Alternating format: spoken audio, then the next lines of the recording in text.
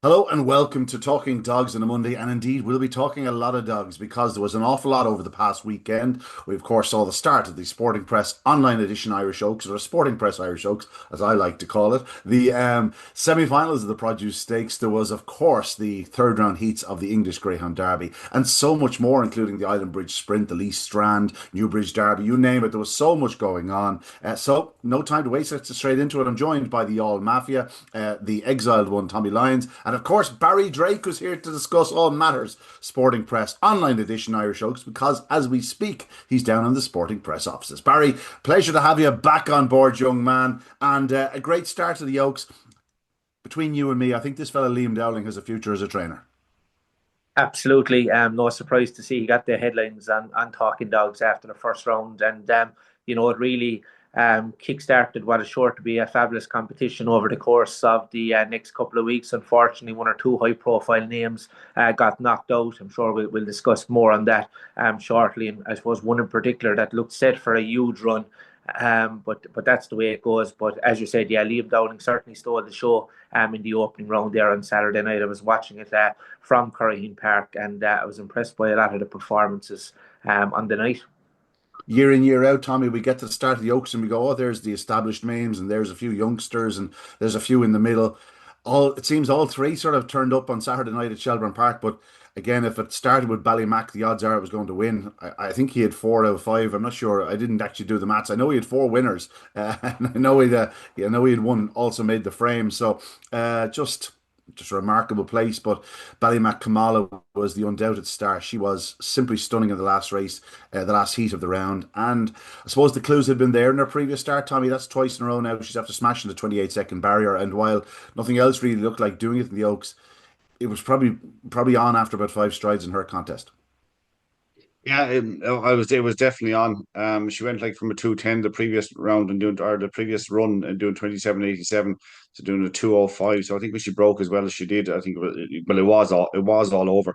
And like it wasn't a bad heat. Sing Long Cherry, who was one of three champion bitch finalists from later in the week. Is that tomorrow night maybe? Three of them ran in the first round of the Oaks. I think two of them qualified. Sing Long Cherry is the one that, or did she qualify? I'm not sure. Is it just three to qualify from each of the Qualified, no, heats? she qualifies four to qualify the Four. fourth round, yeah. Four, so they all qualified. But Single and Cherry is like this is a good heat, but Ballymac Kamala just left them absolutely standing. Can she, she can do that sort of she can break to that sort of ability all the time. She's a real player. I don't know that that's always her game. It is all. She has 2:27 here and slightly missing kicks, 2:12, 3:28 in Cork was decent without being lightning. Then go 3:38. There's a 3:50 in Cork. There's an inconsistency in her breaking, but by God, the ability is there. Oh, I get the feeling she was probably rushed back from season. I'd say she was just finding her feet over the last few weeks because if you go back to her best form at the back end of last year, she does a Oh, 2:02, two 198 in Shelbourne Park. And on 98, both yeah. of those occasions, she went well under the 16 seconds. She just wasn't staying home. Whereas now she's Mm. added she's added that to her armory. And as a result, she's pretty special. Like she's doing 12:10 home ish, 12:10, 12:12. Like that's the sort of run that tells you you're going to get 550 yards around Shelbourne Park later in the year. Like on this sort of form, she's a major player for any competition she goes into. She has shown glimpses that she could potentially be a very special lady, but it's just her last two lines of form tell you that she's definitely the one to beat in this Oaks at this moment in time. Yet there will be few that will emerge as dangers in the weeks going forward, including perhaps one or two of her kennel companions. Ballymac Allery did everything right in 28:36 in the opening heat.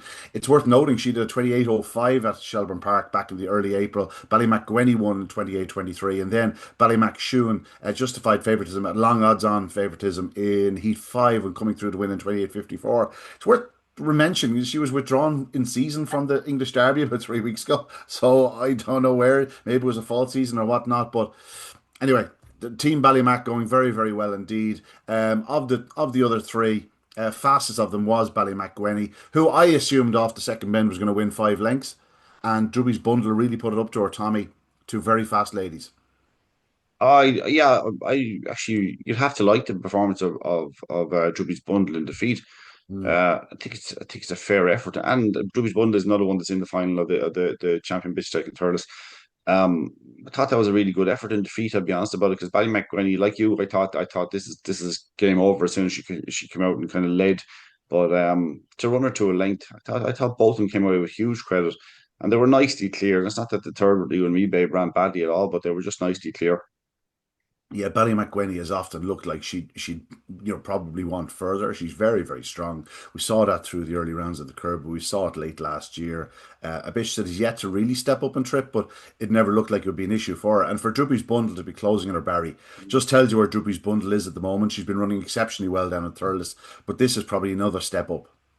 Yeah, it was a fantastic performance by, I suppose, both the front two. Bundle probably didn't produce her, a flying start, but she showed lovely pace along the inside to turn in the position. But as you said, there was no going to be catching Ballymacgwenny, who's such a powerful performer. But Bundle did, get it within a length later on. Absolutely scraping the paint off the fence up the home straight. And yeah, look, she's going to be a big player tomorrow night, as you said, in the Champion Bitch Leg final in Thurles, which is another cracking contest. You See, and me, babe. Go ahead. so, sorry, they'll have to take the signs off the walls down the back next week, because she's that wide. Ballymacquenny down the back, it's ridiculous. Yeah, Like, she's nearly out over the hair rail. She's so wide, and then she just, even when she comes off the final bend, she runs the final last two bends, and then when she comes off the last bend, just she drifts a nearly little bit. jinks out. Yeah, She nearly jinks out to go wide. Yeah. She she yeah. she did she did get she got loads of room on the run up to the opening corner. Like she produced a great start, but you and me, babe, was moving inwards on the run up. So I suppose she did have a fantastic draw. So it'll be interesting to see how she can cope maybe with a white seed inside her going forward. Well, you can glance through her card. She'd only ever once led you before on one occasion. That was back in October. She has turned close to the pace on many's an occasion, but she's actually never really led into the back straight before. Well, since her second ever career start, that came in October 4th last year in the unraced stake, the Ballymac Patriot that stood unraced stake at Shelburne Park, that bitch stake. She did 28-28 on that occasion, does 28-23 on this occasion from the front. And when you consider she's a 28-12 around Limerick coming from off the back, or coming from behind against Bocco's Gold, only beaten three parts of a length. Like, she's performed against the dogs and the bitches. She's a hugely talented lady. Again, I think she'll come on for it. I'd say, just looking at her, probably just reacquainting herself with Shelburne Park and whatnot. Good to see you and me, Brave, run a big run in the third.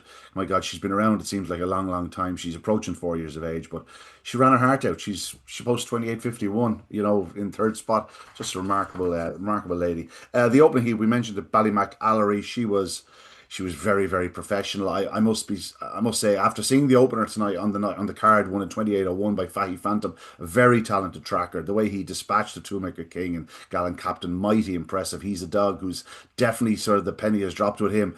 But for her to get loose early and only do 28:36, I thought to myself, well, maybe the track isn't, bouncing and whatnot. I thought she was going to do faster, and yet she wins pretty, decisively by 4.5 lengths, 28:36. Consistency is where she's just, she's still very young. She's very lightly raced. She did that big run in Shelburne, but then failed to follow it up in her last two starts, and now she's back to winning ways. It'd be interesting to see if she can back up one of these big runs, Tommy. Yeah, look, she showed a lovely injection of early pace there the other night. I know the top two kind of missed it slightly, and it gave her a little bit of room. She edged in very slightly, but her pace down to the third bend was impressive. But like I think you've been impressed with her from the start of her career, and kind of, I wouldn't say disappointed, but when you see them not being backed up, you kind of worry whether they can or can't do it again. I mean, we talked about Newbridge, the potential of that first run in Newbridge. She's shown decent early pace. I think there's a bit more in her, though. She's very, very young and just very inexperienced. Now, I'll be like you, Ian. I mean, I think if you're a punter, you've got to be a little bit cynical or a little bit concerned about things, and look for the angles that why they won't win. Um, in a lot of cases, and I'd be like that. I'd be, rather than getting involved with her next week or looking at, I'd just be looking to see that she back it up, because she's only had 7 or 8 races. I mean, she's entitled to improve plenty, and the pace down to the third bend was savage. What was the sectional down to there? It's not on the screen. It's not there for some reason, and when you go to the SAS replays, they cut it off short of They that. stopped. They It was stopped it it was early. def. Yeah. I said it. I think I said it in commentary. I think it was a 15. think it was a 15:90 or something like that. It was in around that. It was under 16 Mm. seconds. So she is racing. She probably did give away a bit of ground coming home. But like that can come, you know what I mean? It's the first time she's got loose since April 3rd. The other Emer was a good second. Thought Rapido Ivy caught the eye in third. She's a bitch that we liked a lot down in Limerick, Tommy. She showed pockets of pace. She just drifting in and around the opening two bends. She just couldn't get around the other Emer. She lost ground off the second bend. She sort of had to check her stride. But to get back to third was, I thought, a bit impressive. Like she does a 28:73. No surprise to me if she does a 28:33 next week. Yeah, like she'll improve a ton in the section too. I mean, Yeah. 217 is not great, and she was a little bit like, well, there was a room for improvement, and she did go down to a 124 one of the days in Limerick, which is pretty sharp, without being lightning. But she was kind of more settled around the mid 130s, which is kind of the type of stuff that she did the other night, the 217. I think she's capable of better. We like her below Limerick. I think there's normally good reason for it when you see enough somewhere. She's definitely better than that clock anyway, no doubt about that. When you look at the pace she showed against the Dogs, Barry, it's when they dip back into their own gender, into the bitch company, they often step forward, and I think there was enough signs there the other evening to suggest she will step forward. At 5-1, I'll be honest, I had a little nibble. I just thought she was too big. I thought she should have been clear second choice in the market. There was good money for good Katie, but I think Rapido Ivy is the one I'd take out of the race outside of Ballymac. Yeah, exactly. I'm in the same boat myself. I actually put her forward on a little piece that I was doing earlier in the week, and I thought she ran a cracking race in the feet. And I'm sure we'll see her to better effect as well if she could just, maybe move in maybe 2 lanes there. If she got a closer to the rails pitch, she's definitely one to keep an eye on. But in terms of the winner, I suppose, easily described, as you said, Ian bounced out in front, took control of the race, and in truth, the outcome was never in any doubt. And a fine performance, and what a way to kickstart competition. Yeah, sadly, we'll skip Heat 2 because we've spoken about that. Ballymacgwenny, a big run from her. Moving on to Heat 3, Silent Noel emerged a very good winner. She showed a lot of bravery into the opening corner, really threw herself into the bend, and as a result, she sort of caused a bit of a domino action. Lemon Orla and Magical and Fire, the two classic winners in the contest, Easter Cup winner and Laurel's champion, both hit the deck. Both stood up and raced on, but then Magical and Fire pulled up the second half of the lap. Listen, we hope all's well with her. She certainly looked to have hurt a leg. She'll be given the best care, and if she's not back to the track, she'll be given the best care, and I'm sure, will have a long and healthy retirement, and no doubt will produce a few champions. It was a sad way for both of them to go out, but it has to be said, the Silent Noel. Pennies dropping all the time, Barry. She just seems to be getting better and better. She did that through Tralee. She certainly got better and better. And then through the Puppy Oaks, to a point where she was one of the leading fancies in the final. And now, first round of the Irish Oaks. And in a contest packed with quality, she really did make a decisive move into the bend. Yeah, absolutely. Look, obviously, on paper, it looked like it was the race of the first round for me.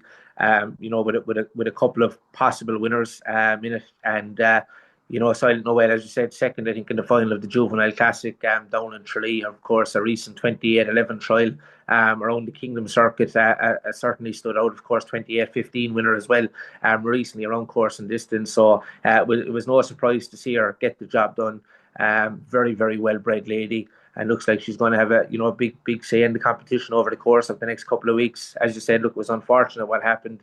I think Magical on Fire was probably half a length in front, hitting into the corner. I think it was on for a spectacular run, and unfortunately as well, Lemon Orla. But these things happen, unfortunately. But we'll take nothing away from the winner.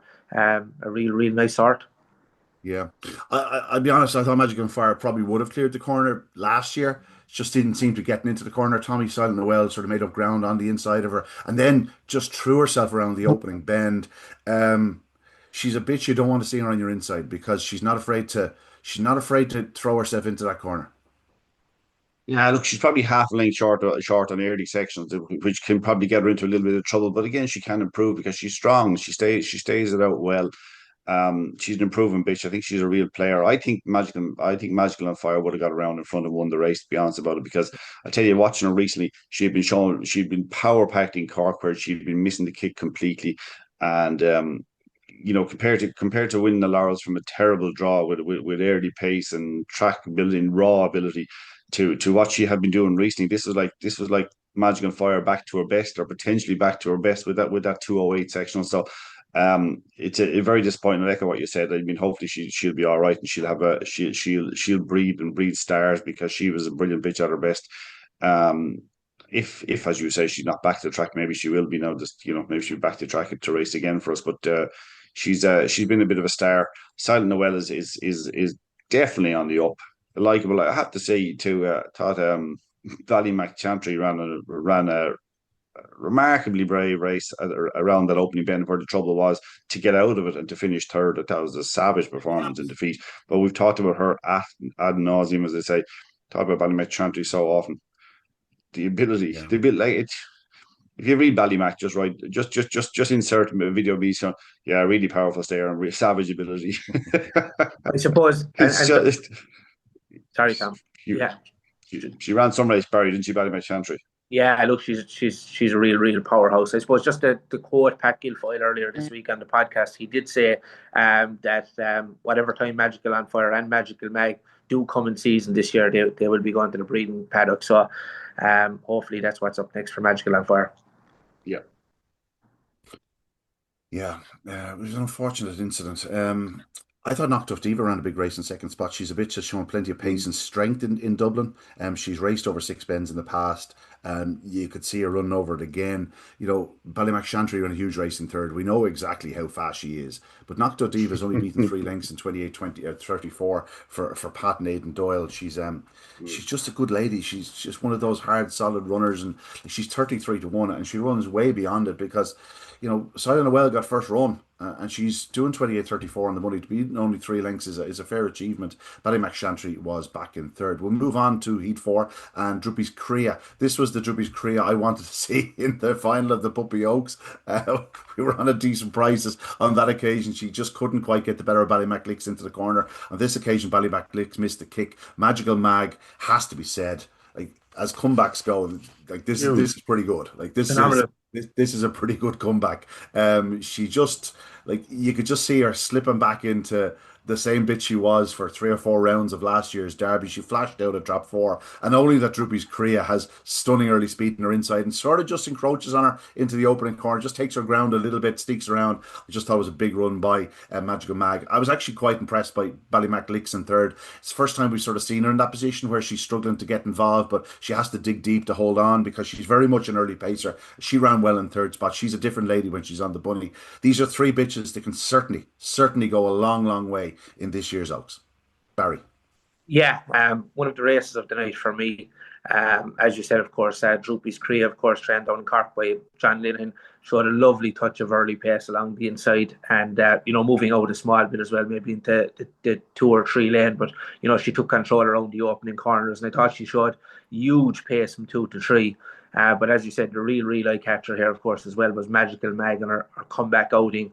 Pat was saying earlier this week he just wanted her to qualify this week because he did feel that she would come forward a ton, and she was closing right in late on, 3 lengths the difference in 28-28.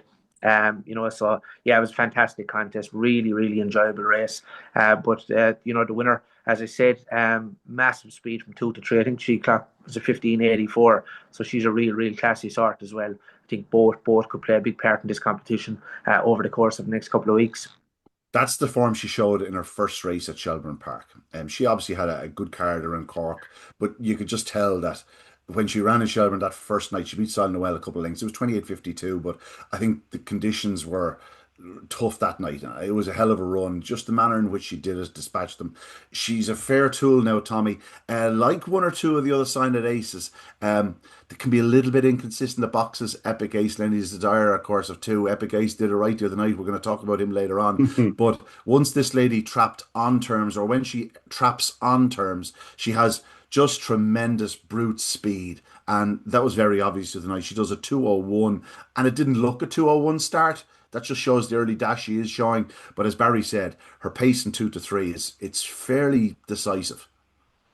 Even the instant pace from the boxes, because Magical Mag broke her front of her. Magical Mag does 2 seconds dead. Magical Mag hasn't run since the Winter Racing Festival, which did a 192 on her way to victory. Yeah. Which is savage stuff altogether. And looking at the other night, you think Magic and Mag would be able to do that again soon. But for Drubby's career to show that pace to get up, I know she moved off to kind of to middle line. She showed that pace to get to the front, to go clear 4 or 5 down the back. And even though like we're talking about Magic and Mag a lot in this, and then she stayed on, there's still 3 lengths between them. It's not like she was stopping in front by any means whatsoever. I mean, if she can get There's consistency. absolutely no guarantee that Magical Mag will reverse form with Drubby's Cree at any point during this competition. But she showed enough to suggest she can certainly challenge her and get closer than that 3 lengths. And again, if both of them were in the Oaks It's final, I think the Oaks final will only be better for it. Yeah, exactly, and you know what? It's Magic and Mag is a Derby finalist. Like I mean, that's the standard we're talking about. So if Drubby's Creek can do this, it's the key here, because it's such a good competition. The key here is not slipping back to 217 or 210 or whatever for Drubby's Creek. That's the key here to her chance. It's to not to be slipping back to those times. She did 208 in her previous run. She did 201 the other night. She can keep it down to around the 203, 204, and anything better than that. She's a major player for outright honours. God knows Johnny Linehan knows how to win an Oaks, Barry. Yeah, look, he's a super talented trainer, as we all know, of course. And I think every year he has a real top class pitch. So, yeah, he'll be chasing up success, no doubt about that. Yeah, no question about it. On to Heat 5, Ballymac Shewan. She doesn't have what you'd call a typical Oaks winner's profile in the sense where she's strong more than, she'll be doing most of her running from off the pace. Now, we have seen her lead around the opening corner in good company in the past, but, even the other night, she was, pretty comfortably led by Knocking a Dog Star and Princess Rosie. Princess Rosie, who completely fell into a hole from the third bend home, as she did the previous week. She's loads of early dash. She's not the stoutest of stayers. She's in good form around Curraheen. She's probably just getting to grips with Shelburne Park still. But the two of them were sort of sitting ducks, Ballymacshuan turning third, and she sort of came between rivals off the last bend and just powers on to win. 3 lengths, 28.54, onto the next target. She can go faster, Tommy. She's one of those bitches. She'll go faster in better company. Yeah, I think that's fair. She's yeah, they need to probably clear away in front of her a little bit. But there's some of her performances like that we talked about quite a bit. They were sharper than that. Yeah, If she won a couple of rounds at the Togo Cup, if I remember rightly. Is that right? she did. Yeah. Think she did. I think she won the first 2 rounds of the Togo Cup. More impressively than that the other night. Now I have to say that Yeah. didn't look as sharp as she was in those heats, but she's incredibly fast. I don't think it was the strongest heat in of the night. So, I mean, I would have expected her to justify those short odds, but she's a classy lady. Yeah, she was third in the Tokyo Cup. She was just 9-2 in the final, so that just tells you like it was a good final this year. With some really good dogs in it, and the fact that she was only 9-2 from a tricky draw tells you exactly how well Yeah. she was running at that point. It's worth pointing out she had trialed the toaster, so different mechanisms and whatnot. It just comes back to Shelburne Park. You're hardly expecting her to take a ping after being in different traps, different opening times and whatnot. So I'd forgive her the fact that she only does a 210. Like 210 will be good enough to lead in plenty of races. Her best is a 206 though. Barry, she's just a good, solid, all round campaigner. Like when it comes down to it, she's probably Liam's fifth choice in the betting or fifth choice in terms of hierarchy, but she's certainly capable of being there in the latter stages.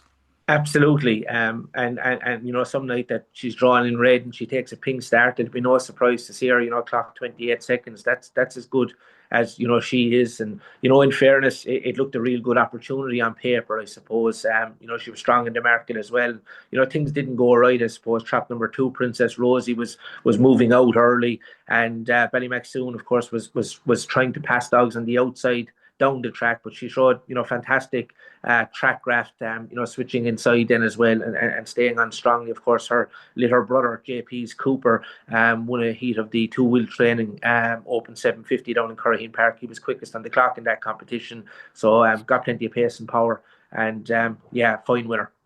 Yeah, Ballymac Merkel, one of the great brood bitches of the last few years, particularly in terms of stayers. She's produced some real stars, including the likes of Ballymac Taylor in the UK, Hackett Carlow, Garfinney, Place. Yeah. Blaze, yeah, some unbelievable stairs. They brought her to King Elvis with a hope that they'd get a bit of early speed, and there are some in the litter with early speed, but they're a mix of both. It seems they can mind their own early and stay well, and that's exactly what this lady did. Knocking a Dogue Star, has to be said, coming out of A3 Company around Clonmel. She runs a bowler in second spot. She just looks a nice type. If she keeps running like that, she'll win a bucket load of races before her career is done.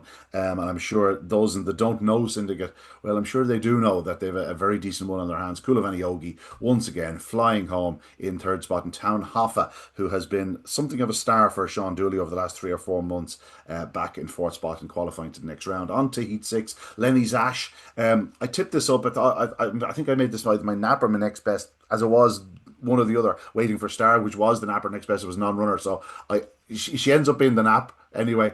And the closer I got to the race, I went, I don't actually know how she's going to win this, in a sense where I don't know what she's going to do it from the front or from the back. She's still very much a work in progress. I thought Avenue Queen was probably a touch overpriced, on the fence, having looked back at her most recent 2 lines of form in Shelburne Park. She'd run very well, probably better than the price that I put on the card for her. She ran well in second spot. Amigo Star set a strong gallop, but somehow Lenny's Ash got there. Tommy showed a lot of bravery, a lot of guts. You just get the sense that there's plenty more in this bitch. You'd hope so. Just because of the early runs, and she was in good she was in good company, of course, in all the races. A bit like you. I don't know. They kind of concentrate. Well, they kind of came in together a little bit, and tightened up at the first bend, and then somehow Migo Star seemed to get around in front, and Lenny's Ash was in third, and you're still thinking there's plenty of work to be done. It was actually, uh, entertainment wise, it was probably one of the best heats of the night. But like you, I wasn't sure how Lenny's Ash would get there. Look at the obvious thing we go back to again is finding a little bit extra early. I mean, at the moment, but I think she's building towards that. I think that's the impression I get, that she's building toward finding a little bit of early pace. It's not quite there yet. She's not going to cope with the top early She, pacers in this we've said, competition. how often have we said it? She's a real Paul Hennessy developer, project Yes, sort of a performer. yeah. You could easily see her in the quarterfinals of a derby later in the year. That's the way she's sort of going. There's no question there's pace there. There's a big engine. She's just far from the finished article, Barry. I think that's safe to say. Yeah, I think you're after, summing it up perfectly. Prior to the race as well, I was thinking, like, is she going to pop out and, make all in 28:10, or is she going to do it the hard way and win in 28:50, 28:60? And, that was the case. But I always felt, during the race, that she was going to get the better of Avenue Keen and Amigo Star late on. And that was the case. She just had, plenty of, power late on. And I think she just outclassed the second and third, who both ran fine races. It has to be said as well, because they had been competing in graded company not too long ago. But it was all about Lenny's Ash later on, just getting up in the closing stages to win in 28:15, 58, of course, and another superbly bred lady, of course, out of Ballymac Cash Out and Magical Mary. I suppose it's no surprise to see a lot of her winners produce these kind of runs. You spoke highly of Ballymac Merkel there. So many. We see one of Maureen's wedding earlier on the card. It's just breeding at its very, very best. Yeah, I think that's been a feature of the last few years. Just the bitch calendar is so much more packed that people are more entitled, or, they're certainly more entitled to keep their bitches on. They can do what they want with them, but there's more there's more reason to keep them racing, and as a result, these are the sort of bitches back in the day would have been bred unraced nearly. Now they have a body of work behind them, and it gives you a good idea. Just want to mention Kishlon Kudos in this contest. She absolutely rocketed from trap four. She steps wide and she's still in front on the corner, but then she's broadsided. She goes back last. Like she's a good 2 or 3 lengths last at one point off the fifth dog. And she comes through to be beaten just half a short head and a length. Early speed is probably going to be her issue. If she traps like that, she might get away with it 1 or 2 nights, but she definitely is a big engine. She's found plenty of traffic in recent outings, and maybe that's just her racing style, but just keep her in your mind. She's an 8 to 1 chance there. If she got around the corner, they wouldn't have seen which way she'd gone. She'd have won in 28:20. I have no doubt the way she ran. So just keep her in the back of your mind, okay? Kishlon Kudos. On to the seventh race on the card. And, you see a 10 to 1 chance and you say, obviously there was a bit of traffic in behind. This one got a lucky break or whatnot. Fast Away always led. and the rest basically had their chance. Lot to like about how Danica's Diamond won this. She had, a couple of decent form lines around Dundalk, but like this is hot company, and she made it look fairly easy. I said it earlier on about a bitch. This this one is going to win another. Like she's in April 23. She has a bit of experience. She's 16 starts, 17 starts now. She's going to win plenty more races than this evidence because she's a lovely turn of early speed. She got to the front, and that was that, Barry. Yeah, absolutely. No fluke about that. Came away racing, looking for the fence early and delivered a fine performance. And I suppose, in these big competitions, it's always lovely to see, owner trained winners. I think that really always adds to the occasion. And it's such a big deal for the smaller kennels to be, playing such a big part in these great competitions. So, well done there to Stephen Downsley was making the trip down from Belfast Antrim there. And, no doubt they'll be looking forward to the week ahead. But elsewhere in the race, Magical Hope kept on well there for second. And Can Sapphire is one I'll be keeping an eye on. She's all about early pace. Didn't win the all important early lead this time, but I think she's one to watch as well going forward. Thought she caught the eye in defeat. Clan Sapphire has to be respected against any company, especially if she gets an inside draw. It definitely makes a difference to her.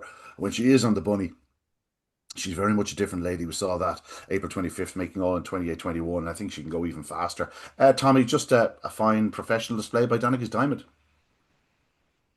Yeah, it was. I'm just looking at look plenty of sprinting experience in Dundalk too, over 400, which I always like. I think it's good. It's Oh, good. yeah, It's a good you never experience from mentioned. Sharpen. No. We didn't mention any competitions yet. We probably will. No, just because I tell you, I just looking at her card, didn't know much about her. Obviously, she desperately wanted the rails early. She absolutely like glued to them around the last bend. Watch her come on around the last bend, like she barely misses the traps that are in on the side. Like I mean, she's that tight to the rails. Gives away nothing there. Yet she hasn't a lot of form or a lot of experience from an inside draw. So it'd be interesting to see if she does get trap one. Watch what she might do. So it was just a nice display because the quality of bitches in behind it are you can't beat them by fluke. That level of competition by fluke when they get a reasonable run behind you. Yeah. Stephen's owned a few nice dogs in the past. This Danica's Diamond, just good to see him with a good winner. Yeah, as you say, tight railer, just good on the bunny. Enable her dam. My God, she seems to be around forever. She's thrown some really fast ones over the day. Like she's out of Groupie Doll. You remember her, a good stayer. Uh, Yeah. yeah, it's just a good line, pacey line. We move on to Heat 8. And Susie Shadow, while she couldn't win a night previous in an A3 competition or an A2 competition, she could win in the opening of the Oaks. The key here was the inside draw. As I said, she had run very well on the Friday evening in defeat. And on this occasion, she had to dig deep because Highview Carol on the bunny, I thought that was probably going to be that. But Susie Shadow just seemed to have a bit more class about her down the back straight, a bit more speed. She got to the front and then dug in to hold Highview Carol by a short head. Dear Jet Matilda back in third spot. We'll let you save a line, Tommy, for Come On Me Girl. She just got done at boxes. She showed loads of boot into the bend, down to the third bend. She tied up coming home. There's a big run in this lady. I know you're a fan. Yeah, I just there is, and I am a fan. I think. Look, on this occasion, and she hasn't a lot of experience, and she's going to improve plenty. That was only her third ever run. I liked her for the competition there a few weeks ago. She was pulled out late. I think she's going to improve a ton. It was 1 in 28:41, which is a good run from Susie Shadow. Highview Carol and herself were on opposite sides of the track coming down the straight. I think Deirdre Matilda. Two things about Deirdre Matilda. One, she was desperately unlucky because she seemed to just get, as I said about a dog her watching last week in y'all, seemed to get man marked for part of the early stages. Just something on your outside, kind of preventing your inside, just Mm. preventing you getting your run or trying to find your full stride. Thought she ran one hell of a race. You were a huge fan of Deirdre Sidney's and their attitude. If you ever want to see the right attitude, just watch that race again for Deirdre Matilda. It's really, really good. She's another one that's a finalist in the Champion Bitch Stake later tomorrow night. So just it'd be interesting to see what the impact of all these races are. But geez, you'd love her attitude. I think this is a hell of a good race. Actually, I think there are a lot of good bitches in it. You have taken nothing away from the winner's game. Held the line inside line well. Showed the right attitude because Highview Carol is challenging the whole way. It's just a really, really good race. But like you said, I'd be taking a second glance at the third and the fourth Deirdre Matilda and Come On Me Girl. I like that Come On Me Girl. I just watched the first two races. Never mind this. Like this is a huge step up, and to be beaten, it's only beaten less than 5 lengths, and I think there's something really good down the line for Come On Me Girl. Yeah, I tend to agree. Barry and Dad. No, not really. I just think we'll probably see the best of Jet Matilda when she steps up and trip. I think she's going to be a real, a star over 575, 600 yards. And like Tommy there, really caught my eye in defeat. Yeah, she's a good solid runner. She obviously has won over 570 yards at Tralee in the past. And that was just sort of tiptoeing her into those sort of waters. But she'll certainly be given an opportunity if that's the right thing to do. Pat is not afraid to sort of mix it up if he needs to sort of give them the best opportunity to win. On to the final heat of the round. We've mentioned her already, Ballymac Kamala. Just a stunning performance from her. I thought Sing Along Cherry ran a big race to even qualify because she found all sorts of traffic. And there's no question there's far better to come from her. But on this type of form, Ballymacamala, Kamala, we've said it, Tommy, she's a major player.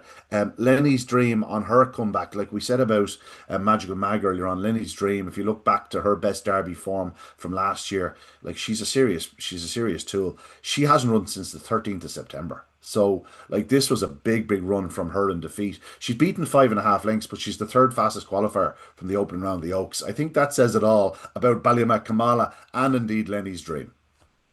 It really does. It was a red hot heat, but like 206 sectional for the runner up on first run back after such a long break. I mean, you're going back to the Derby. And actually, she had Sean in the early rounds of the Derby too. Actually, I thought Oh, she was brilliant. she Yeah, had she was very good. yeah, she really was. Singlon Cherry, like you said, ran a hell of a race to qualify. Like there's most of that race you're looking at. This can't possibly qualify. I have a lot of time for her too. Actually, I Mm. liked her in that competition as well. Puppy Before Oaks. the Oaks, but Kamala was still like what can you say about a bitch who pops out, gets around in front and does 27.89 and win, has the race won by halfway or before halfway because she's that far clear. I mean, nothing can come from behind in 27.89. Not at the moment. Certainly not. Certainly not. Barry, just a great way to finish off the Oaks first round. Yeah, absolutely. Look, I think you spoke about it. I suppose like 27.89 is a phenomenal performance, and I suppose when you look back at her form as well, like she has got the better Bally Dial Tina there on two occasions as well, and are a really classy sort. But yeah, look, it was all one way traffic up front. As you said, Lenny's Dream will no doubt improve plenty for the run, and yeah, Single Out Terry is another one that could play a part yet in the competition. She was looking crying out for the inside as well early on. So yeah, look, an unbelievable way to open up the competition. As you said, Liam Dowling, of course, was the headline act with numerous top class winners, and it's going to be a great competition over the course of the next couple of weeks. And I know all the team here at the Sporting Press are, I suppose, so proud of the sponsorship, and it's such a big part in the calendar every year, and there's going to be some fantastic coverage on the paper over the course of the next couple of weeks. So make sure you support the paper because it's only, I suppose, in the last couple of months since play a small part in here. I can see firsthand the amount of work that goes into making this paper happen, and trying to give every track, whether it's the smallest track in the country, trying to give that plenty of coverage. So get out by your Sporting Press, please. Indeed, a 35-year sponsorship. Tommy, can you tell me which was the first winner of the Sporting Press Irish Oaks back in 1992? It's actually two. Jeez, I can't tell you last week. What year did you win it? We won it 95. 95. 92. Not something like a list last or something like that. You would know, No, son. well, that's one of those. It was Old Spinster for Reggie Roberts. She was a real powerhouse, a All real right. cracker bitch, black bitch, went to the inside. And then you had the likes of, you might remember the likes of Shimmering Wings and Fossabeg Maid, Cool Survivor. They were the Mm. first four winners for the Sporting Press umbrella. But some unbelievable Oaks winners in that time, with the likes of Marina's Tina Jew, the winner, Born a Survivor, Skywalker, Queen, and then more recent years, like Forrest Natalie, Rahamofo. Obviously, we've had a dead heat. It's just a remarkable competition when you actually look at the history. Like there's so many storylines, and obviously the Oaks has such importance to the Irish as a breeding nation. We're so like our brood bitches are so important to us, and you look back and even some of the broods that have come out of the Oaks. It's just a wonderful competition, and it's off and running. We're down to 36, four to qualify next week, leaving 24 for the quarterfinals, and then it's three, three, and three, and the final of the Oaks is when? I should know that. 13th of June, 13th of June. All roads lead to the 13th of June. Barry, before we let you go, you did mention it earlier on briefly, and it will be a brief mention. We have an awful lot of ground to cover here tonight, but great to see the stairs in action at Curryheen Park. I believe there was a great crowd the other evening. You said it, JP's Cooper set the standard with a 41.86 return. Knocknacrump Bell won in 42.11 and Barnfield Molly in 42.66. But just good to see the stairs in action down at Curryheen. Yeah, that's for sure. Look, it's been a great competition over the years as well, and as you said, JP's Cooper set the standard, of course, and it looked the hottest heat on paper as well. He made the most of the inside line, so we'll be looking forward to the semi-finals on Saturday night. And I suppose I have to give Kilkenny track a mention. I was down there on Friday night there with a couple of lads who had a runner with the great Paul Hennessy. Very enjoyable night down there in Kilkenny. Tom Kinane and all the people involved are putting in a lot of hard work. Big crowd, benefit night as usual. That seems to be the theme down there every Friday night. A lovely chicken fillet burger and chips as well. And they certainly didn't rob us with the chicken fillet burger, whether it was a €10 or €6. And it never bothers me what I pay. But I always like to see a track that don't try and rob you with the food. And there's probably one or two places that could have a look at the way they run things down there. Yeah. So I'll be back for my chicken fillet burger again on Friday night. There's a big official opening happening. I'm sure you'll be giving that a mention as well before you finish. Absolutely, no question. A big night down there. Aside from the racing staff and the track staff, the hardest working people down at Kilkenny, and they are a big part of making it what it is, are the bar staff, because it's a thriving bar. It's a real social occasion, and the bookmakers. It's a thriving betting ring. Right. Two things that really work in a dog track. For me, sorry, but yeah, a big time. We could do a bit more of it. Actually, work in unison to kind of create that atmosphere again. Like Barry said, Curryheen Park had a benefit night the other night, so to get a big crowd. Kilkenny had a benefit night; they got a big crowd in. That's what you need to do to bring a bit of life back to it. Yeah, and back on bookmakers. Yeah, look at the funny thing is the ingredients are there. All the quality of greyhounds at the moment is insane. I think it has been for a few years now. It's not just we're not just talking up these dogs. They're doing huge times. They're the best of breeding. They're obviously being really well looked after to peak as racing athletes. All the ingredients are there to make it a brilliant sport to attract the crowd. We just need to do that, get them back in again.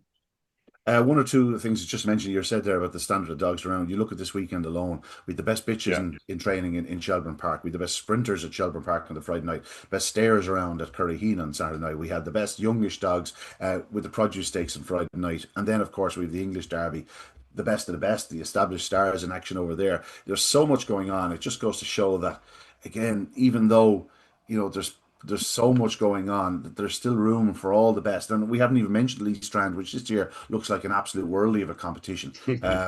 Just remarkable. Just great racing. Barry, we're going to let you go because I know you're a busy man down there. You're getting the paper done and dusted, and we look forward to the second round of the Sporting Press online edition, Irish Oaks. And I hope you'll join us next week.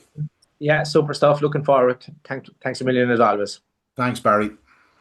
Looking for fresh fundraising ideas for your club or community group? Join us for a fundraising information evening. Enjoy refreshments on arrival, hear from a special guest speaker, and be in with a chance to win a free fundraising night for your organisation. Bring a friend, share ideas, and connect with others in your community. Register now.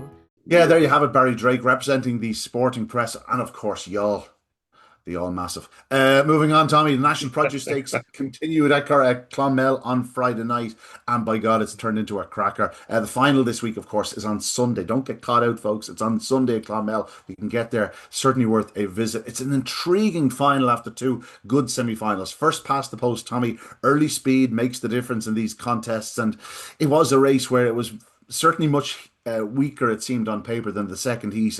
First past the post, got loose early. Has to be said, Berlin Trilogy didn't show an awful lot of sparkle. We were expecting to show How from the inside. Drewby's how does he Winston got on qualify? really strongly, but just a good winner first past the post. He's really come into his own. He just has a tremendous turn of early speed. Makes all to win in 28.54.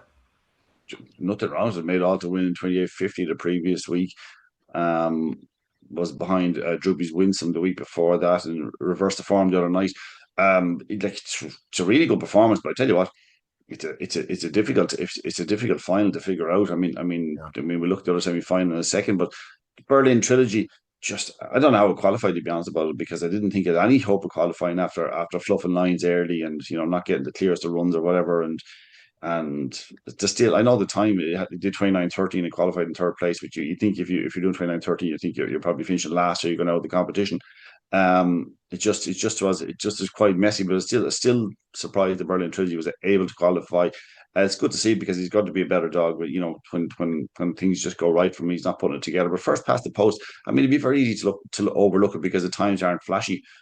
But as you say, early pace wins the races, and you get around in front, and there's a fair bit of work in getting by you. So you'd I mean, it's a, and betting wise, it was quite open. 2-1 the favourite. Drewby's Wins, and 5-2 Berlin Trilogy, and a couple of 4-1 chances, 11-2 the winner. Yeah, you look at his card first past post: 28.62 Shelburne Park, 28.49 Shelburne Park, 28.50 Clonmel, 28.50 for Clonmel. Like Yeah, he's absolutely consistent to a fault. Like you'd like him to be going faster, but he's losing that time from the third bend home. Like it's not as if he's not yeah. running hard. He's running very hard to the third bend, and he does seem to be strengthening up, and he's dug deep now 2 weeks in a row to win. He's going to play a big part in the final because he doesn't want to be on the inside. He definitely will move to the middle of the track. We move to the second heat. Scooby Marquez beats Sword Diamond and Oriental Prince. And Scooby Marquez, if you go back to his first or second start, he showed all sorts of pace in his sprint in his third race at Shelburne Park, second on that occasion. The first time I got to glimpse him, and I'm going, God, he's going to be a proper dog when he steps up the four bends. And yeah, a couple of good runs there. He did a 28.22 in his fifth or sixth start at Shelburne Park, got on the bunny. It was actually a 28.12 plus 10 of 205, and then sort of gets beaten in a few races, wins a couple, but just you could see it was coming.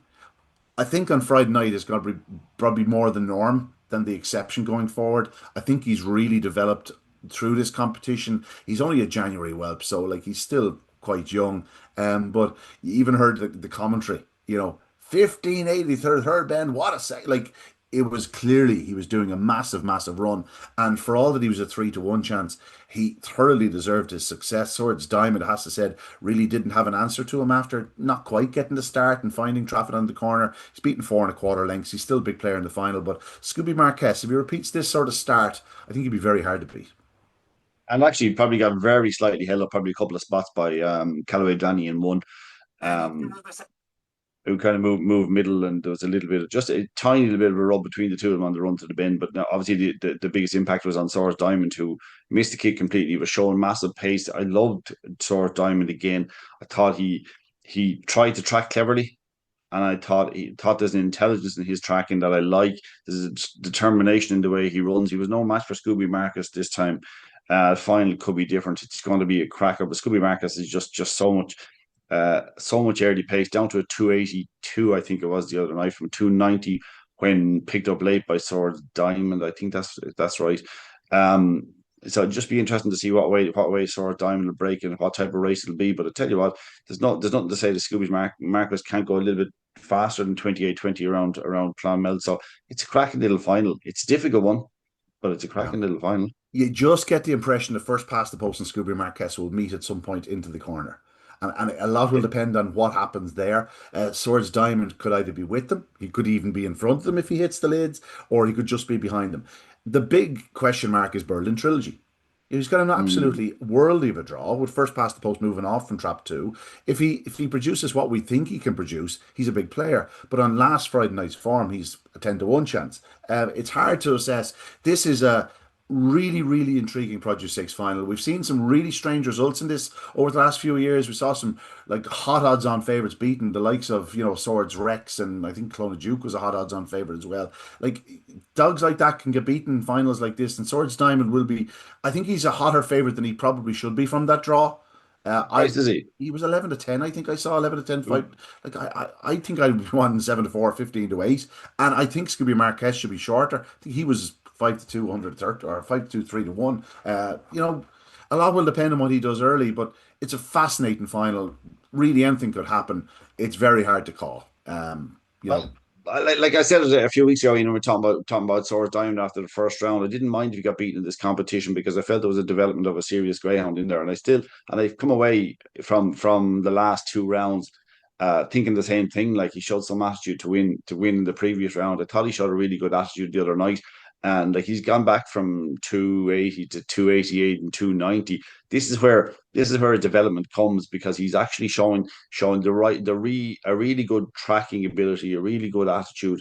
And he's only a September, like he's very, very young. Like Very good. he's a September whelp. He's up against January whelps and July. I know there are younger, obviously. But the Scooby Marcus is January. That's a lot of difference at this stage of their careers. I mean, you're talking about 8 months. I really like him, but I don't. Again, I'd echo what I said earlier in the competition. I don't mind if he gets beaten here on Saturday night or on Sunday night because I'm thinking there's a bit of a superstar in there. The Berlin Trilogy dog is just an absolute puzzle because his 322 in Cork to me would be the equivalent of about a 279, 278, 279 around Clonmel. That's what I would equate that to. That's what that would be about. You'd be talking about doing proper sectionals, proper early sections.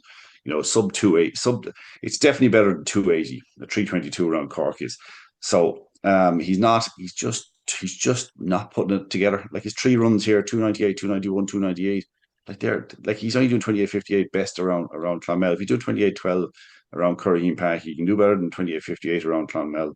The 28-12 on debut. Like it's not Yeah, even I just mean, a case of, and he is a 127 in Limerick as well. And he's even lead on that occasion. So he showed loads of boot on that occasion. But yeah, just a bit of a head scratcher. He is likely enough raced for his age. So maybe he has had his issues. But very interesting to see a fascinating final for the National Produce Stakes at Clonmel on Sunday night. Again, if you can get down there, certainly worth a while visit. Moving on, Shelburne Park, Tommy, we just go on to Friday night again. The Island Bridge, two semi-finals, Druby Scampi 1833 and Stone Park Brown 1833. Like this 1833 isn't routine. Like this isn't the case that the track was absolutely flying. They raced it fast in the night.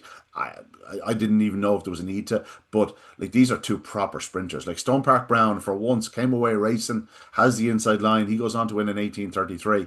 But Druby Scampi to repeat the same or to clock the identical clock from out in trap six, edging in all the way to the corner, got to the bend and wins handily.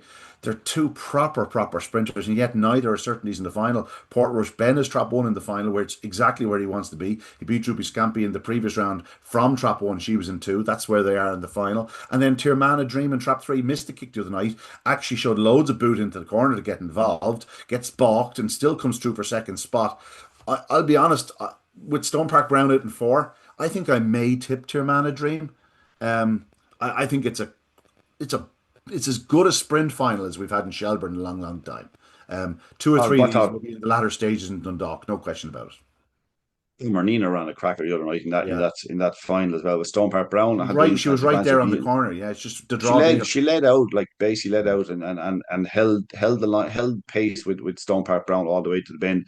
It was the fact that Tirmana Dream showed so much pace into the bend, um, that that that well, it didn't cost her because Barmanina qualified, but Tirmana Dream showed savage pace into the bend. I'd be inclined to agree with you. Tirmana Dream, from the draw, you'd hope that it would break a little bit better than it did the other night. Yeah, And if it breaks a little bit better, it'll surely lead around. yeah. One and two It's better can Stone Park Brown gets one a and run. two can He's so definitely get fast. in each other's way as they did the previous week. Port Rush Ben won't give up that inside line, but if they are rubbing shoulders, it just leaves that middle free there for Tirmana Dream. And we know he's much sharper at boxes than he showed the other evening. If he does get first run in those first few strides, you get around that corner, you suspect something will have to give in behind. And that's why I'll be tipping Tirmana Dream. It'd be very interesting to see how it's priced up. He was even money favoured the other night after his stunning 1830 in the previous round. A cracking final, again, to look forward to. Tommy, very briefly, we have to mention the Lee Strand. Again, it's an absolute belter this year. Like there's some really fast greyhounds in it. We saw both in victory and defeat.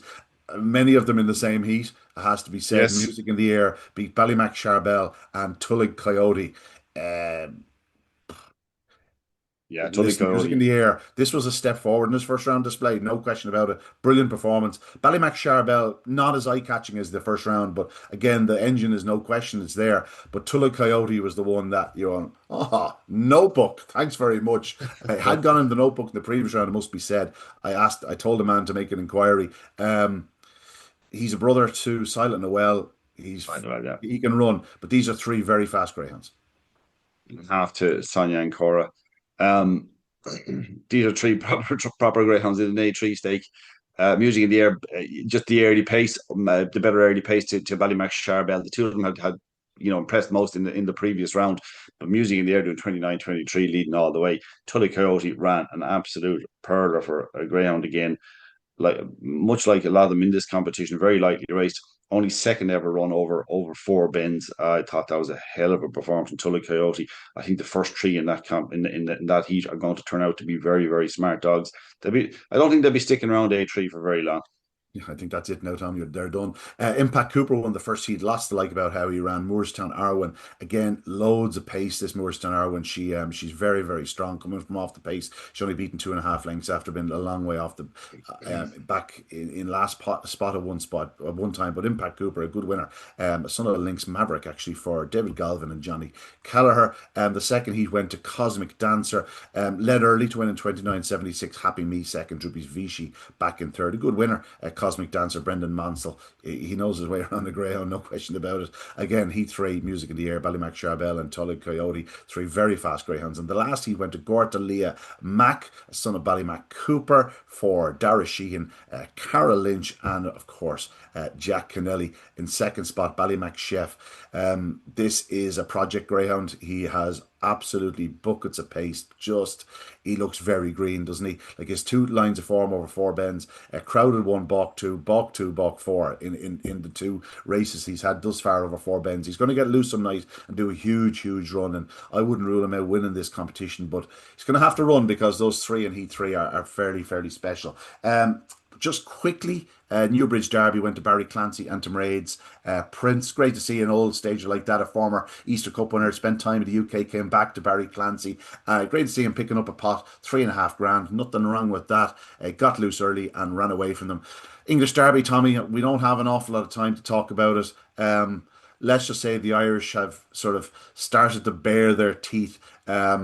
We both suggested if Epic Ace trapped better the previous week, he had gone considerably faster than his 29.37 track record equaling run. Well, he did on Saturday night. He showed what Epic Ace is capable of. This is what 18:30 debut dogs do later in their career. He popped out. He charged to the opening corner. He wins in 29.14 by 7.5 lengths, smashed the previous track record, is now favourite in most places for the English Greyhound Derby. It's hard to deny it. He's grown up a bit. No question about it. This is a much more mature and balanced and fluent greyhound than he was at times last year. The talent has always been there, but this was absolutely otherworldly. This is.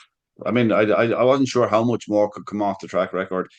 It's been beaten a couple of times. I wasn't sure how much more, but we learned quite a bit the other night. 28.14 was an absolutely it's an insane time for 500 meters.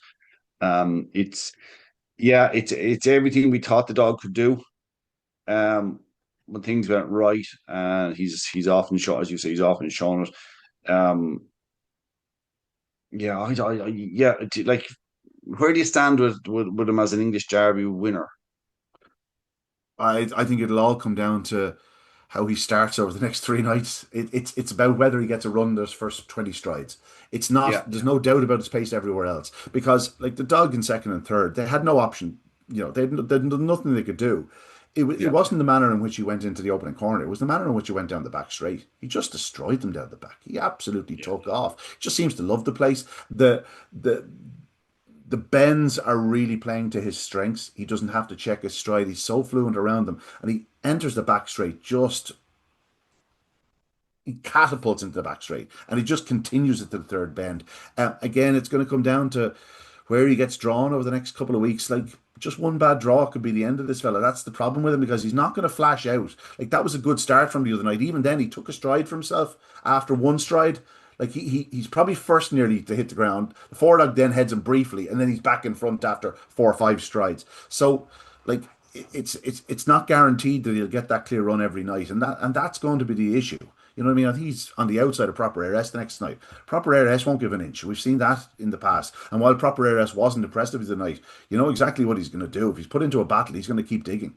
And that's not the type of dog that Gates wants on his inside. Now, he could easily better him into the opening corner. Certainly on the evidence of the other night, he'll better him into the opening corner if he traps on terms with him. But if he traps on terms, that's the expression. Listen, no question, Epic Ace is an exceptionally fast greyhound. We've known that for a very, very long time.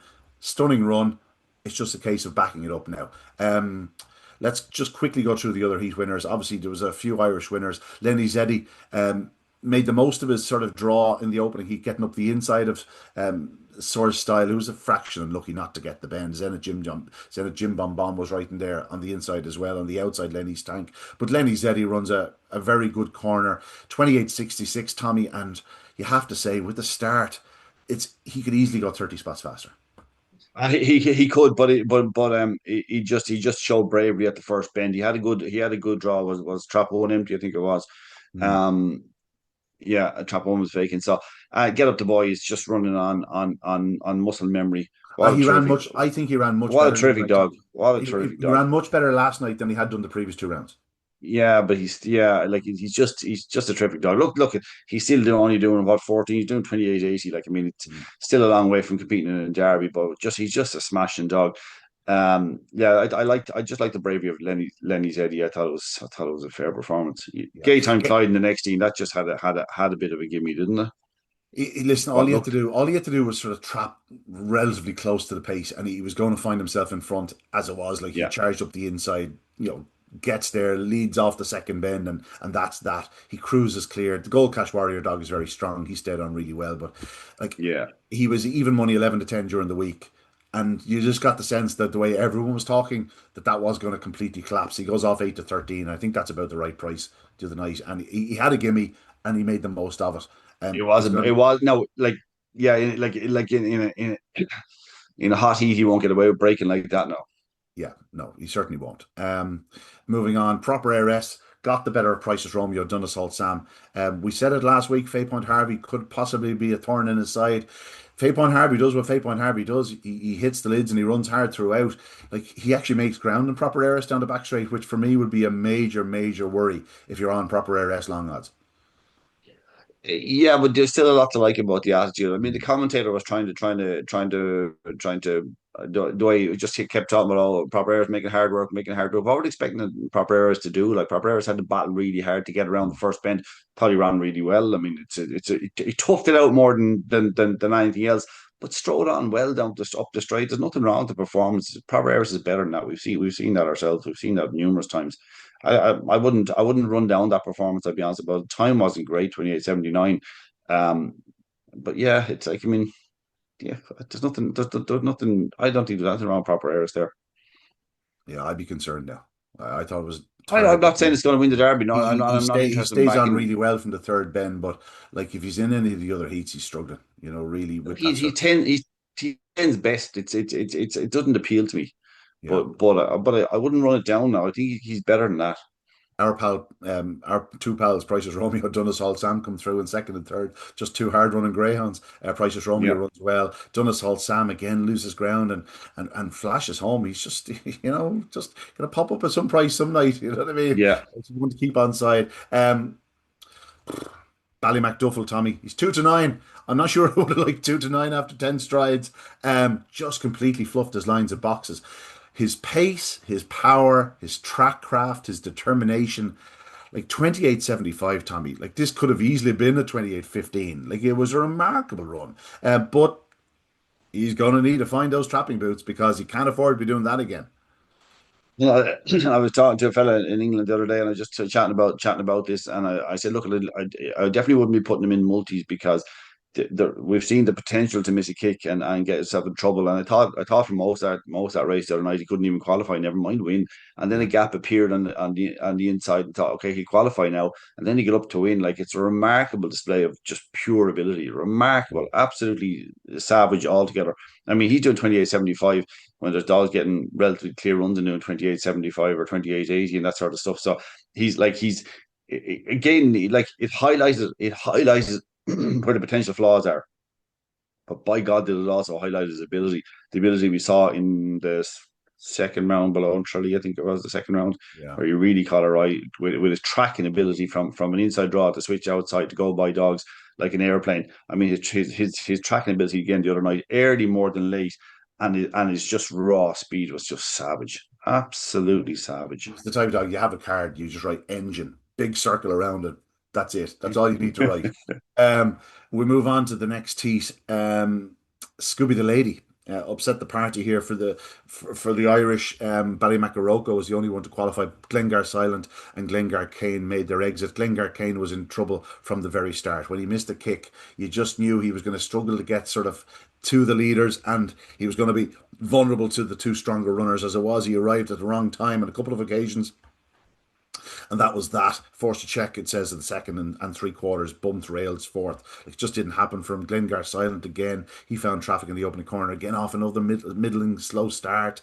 Ballymacarocco stayed on well, but a lot to like about Scooby the Lady. The clock wasn't sensational, 28.73, but she's a real professional. She's a real star. I actually met Steve Noble for the first time at Shelburne Park the other evening before racing, and we were talking, and he obviously still has a share in this lady. He's got some real talented performers around him. He obviously has Scooby Marquez in the final of the Produce Stakes, but I'd say he got real joy out of seeing Scooby the Lady. 378, she just pinged.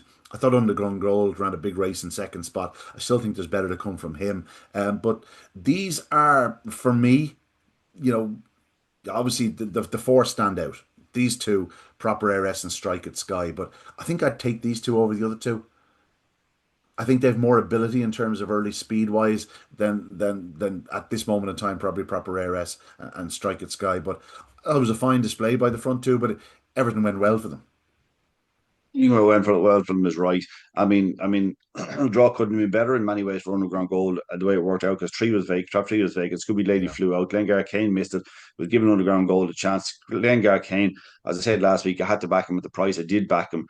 I'm never. Of course, I'm disappointed when you back a loser, but never disappointed when I look at a race and see it run and go, well, I was on the fastest dog in the race, so I don't think I got the bet wrong.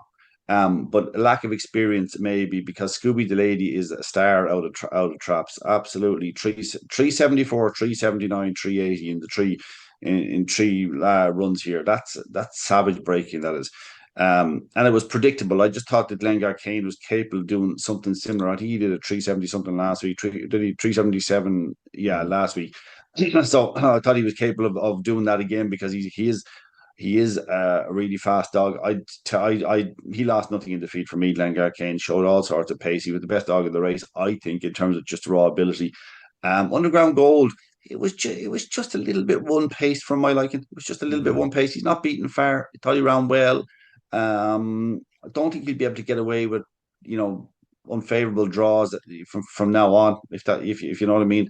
I thought it was nearly a perfect. The race nearly worked out perfectly for him, and he didn't win it. Now maybe that's because Scooby Lady's so good, but 28.73 doesn't tell you that story. So, I just thought he's got more development. He's in August 24. He's a really good dog in the making. But I just thought for the purposes of the English Derby, I won't be with him now after that. Yeah. Ballymacarocco was only beaten a length in three parts when you think about it. Like, it was a big run. He's running strong. He's very much the outsider of the Liam Dowling sort of remaining runners. But my God, he's a big engine. We always had a big engine, but he just seems to have developed just a little extra to him this year. Nice dog. Epic Ace won the next tease. We'll move on to Ballymac Ralph and Hackney Corner. We suspected the two of them would come to the fore, Tommy. No surprise to see them finishing first and second. What was a surprise was to see Ballymac Ralph doing the 375, absolutely rocking out of boxes. Never was a heat over as early as it was. Hackney Corner, like, you're not going to picking up Ballymac Ralph. He's beaten 4 and 3 parts.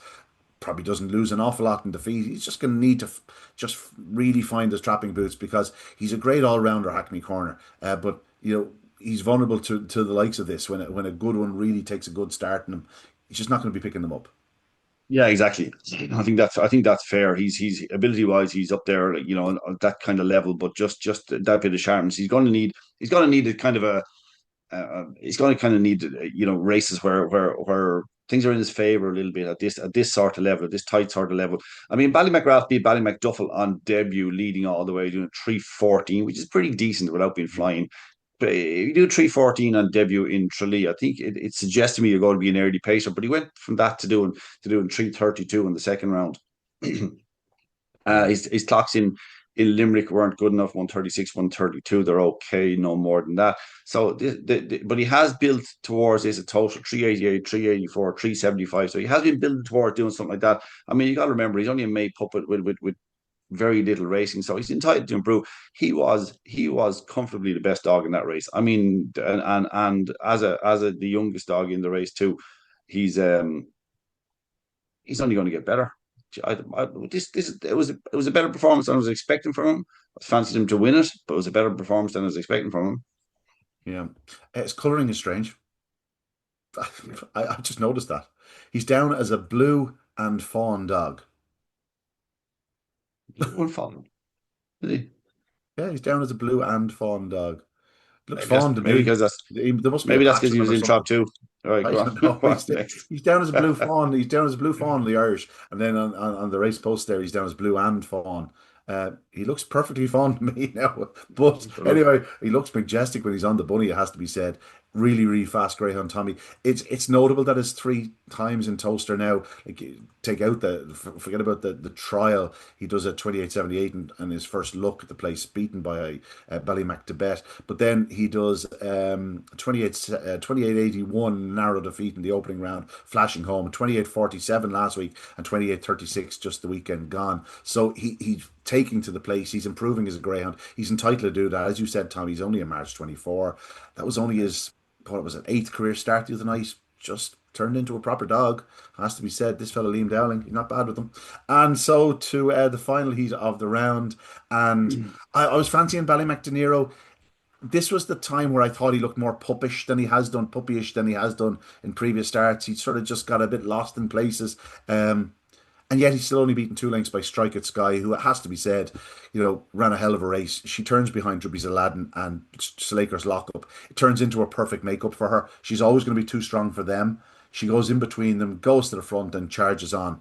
You'd expect her, probably with the draw and with the run that she got, to win pretty handily. She does 2 lengths, but for Ballymac De Niro to be beaten only 2 lengths in 28.57, having, again, just doing things wrong a little bit, I was impressed.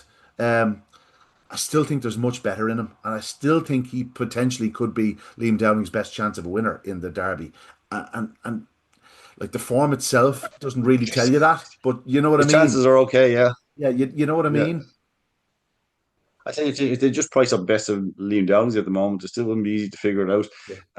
Yeah, I kind of agree with you that Ballymac De Niro is a little bit green in it, but not beating that far. Strike the Sky, I really like Strike the Sky. She's a terrific bitch.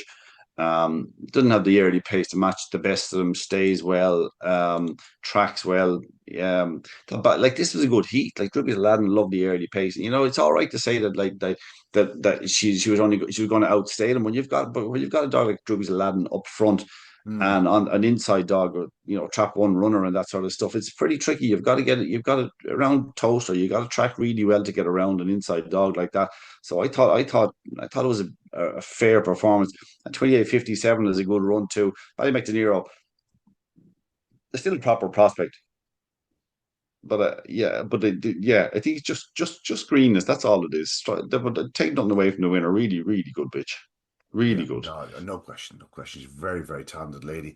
Obviously bought out of Curraheen Park, and she's been a star in the UK. She's Mm, trappy. She lacks early, but when she gets run mm, off the second bend, she can really motor. Really, mm. really, really motor. And I'm sure Mark Wallace is absolutely chuffed with how she is performing, and rightly so. Major player in this year's English Greyhound Derby. And Tommy, it is perfectly poised 12 versus 12, 12 Irish, 12 UK, and the UK really do have a strong challenge. The Irish have a strong challenge.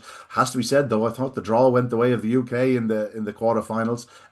They're tricky. A lot can depend on the start, but all in all, I'd be surprised if Ireland didn't have at least six semi-finalists. Yeah, probably would be surprised myself. But the draw didn't go. That'll be interesting. Proper errors in one, and epic ace in two, and underground gold in three. I mean that, and actually the fact that Druggy's Aladdin is in four with so much early pace. It'll be interesting to see, does he have an impact maybe on underground gold, because I don't think underground gold is a flying early pacer.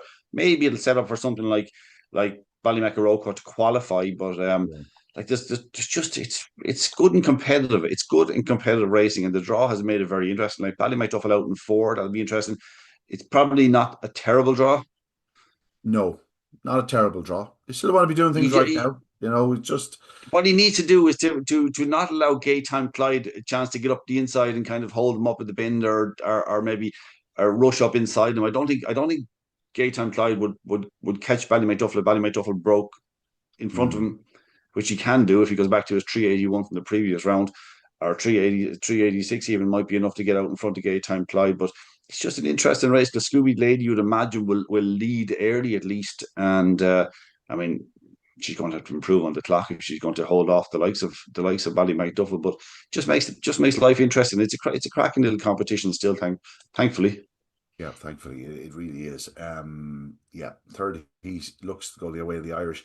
Heat four, it'd be very interesting. Gold Cash Warrior has a great draw on the fence, just whether he's sharp enough. Strike at Sky, I suspect, will probably start favours, despite the fact that Ballymac Ralph went faster the last night.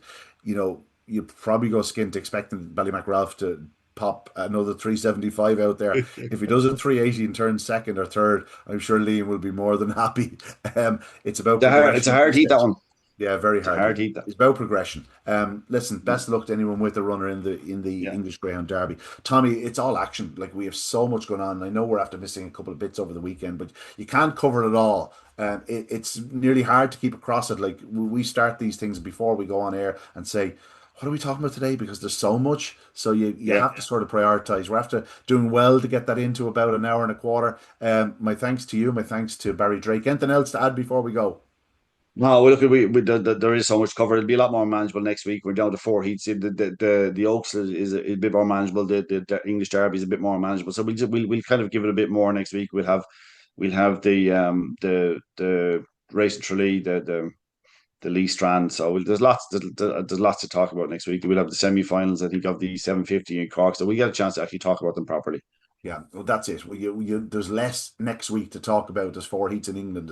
There's fewer heats in Shelburne. There's only one final in the Island Bridge. There's the Lee Strand is down to the last 12. So yeah, we'll get time to sort of sit in it and digest it all. If you are looking for a session, if you're looking just for a good night out, maybe a session, maybe some good action.